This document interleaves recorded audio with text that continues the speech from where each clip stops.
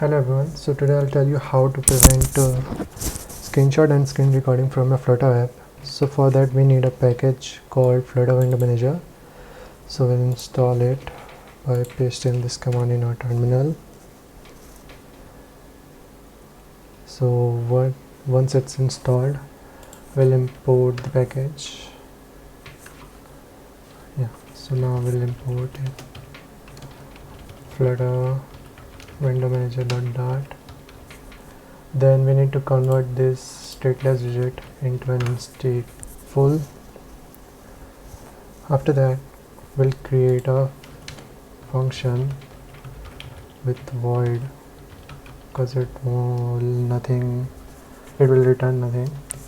We'll call it disable screenshot and it will be an async function.